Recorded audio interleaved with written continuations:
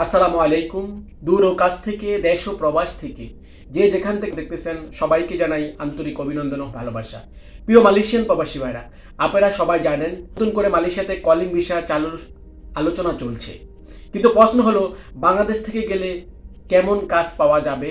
আজকে কেমন স্কিল নিয়ে মালয়েশিয়া আসলে আপনি ভালো কাজ পাবেন এবং কি কাজ পাবেন, এই বিষয়ে আজকে আপনাদের সাথে আলোচনা করব। অবশ্যই সম্পূর্ণ ভিডিওটা দেখার জন্য অনুরোধ করছি।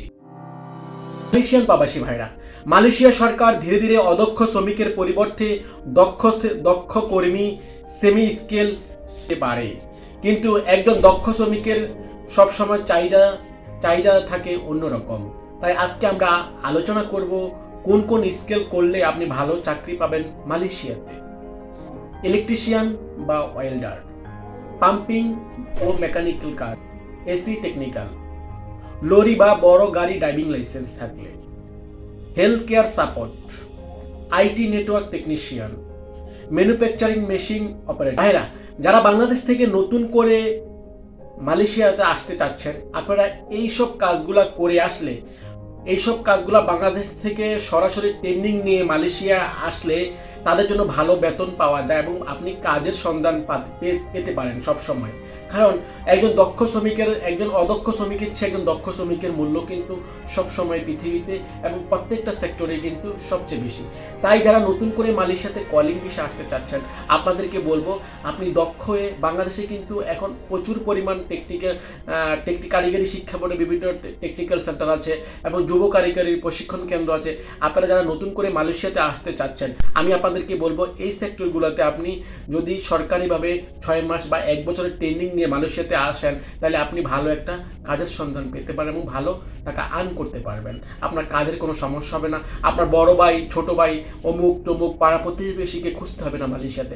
আপনার কাজ আপনি নিজেই সংগ্রহ করতে পারবেন যদি আপনার এই স্কিলগুলো থাকে। এবং যারা বাংলাদেশ থেকে সরাসরি ট্রেনিং নিয়ে আসবে, তাদের জন্য ভালো বেতন ও সম্মানজনক কাজ এবং দীর্ঘমেয়াদী চাকরির সুযোগ অনেক বেশি প্রবাসের মাটিতে। তাহলে বলাই যায়, নতুন করে কলিং ভিসা চালু হলে স্কেলড হয়ে আসাটাই হবে সবচেয়ে বড় সুবিধা এবং বাংলাদেশিদের জন্য সবচেয়ে ভালো এবং সময় উপযোগী একটা চাকরির বাজার। এই ধরনের তথ্য পেতে সবসময় আমাদের সাথে থাকুন এবং প্রবাস খুঁটিনাটি ফেসবুক পেজ ও ইউটিউব চ্যানেল আপনাদেরকে সবসময় আপনাদের পাশে থাকে এবং প্রবাসীদের স্বার্থে আমরা সবসময় আপনাদের সাথে কথা বলি এবং আমরা সকল কিছু তথ্য তুলে ধরার চেষ্টা করি। একজন প্রবাসী বাংলাদেশ থেকে প্রথম স্টেপ থেকে শুরু করে এবং মালয়েশিয়াতে আসার পরে কাজ পাওয়ার পর থেকে শুরু করে এবং এভরিথিং A to Z আমরা চেষ্টা করি প্রবাসীদেরকে এবং প্রবাসীদের সাথে এই প্রবাস খুঁটিনাটি ফেসবুক পেজ ও ইউটিউব চ্যানেলে তুলে ধরার জন্য।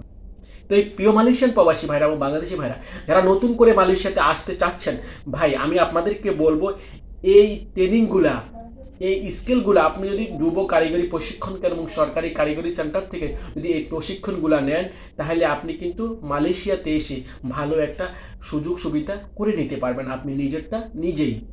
কারণ এই সেক্টরগুলোতে মালয়েশিয়াতে প্রচুর জনবলের চাহিদা আছে এবং সবসময় এই সেক্টরগুলোতে চাহিদা থাকে। আমি আবারও আপনাদের সুবিধার্থে কথাগুলো আবার বলছি, কী কী সেক্টরে আপনি কাজ শিখে আসতে পারেন।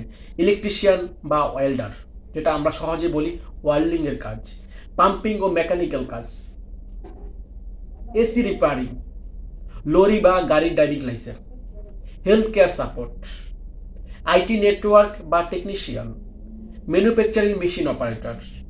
এই এই যে 5-6টা সেক্টর আমি বলেছি, এছাড়াও কিন্তু আরও অনেক সেক্টর আছে। আপনি যদি হাতের কাজ শিখে মালয়েশিয়াতে আসেন, হাতের কাজ শুধু মালয়েশিয়া না, বিশ্বের যে কোনো জায়গায় যদি আপনি হাতের কাজ শিখে যদি আপনি প্রবাসে যান, তাহলে আপনি ভালো কিছু করতে পারবেন।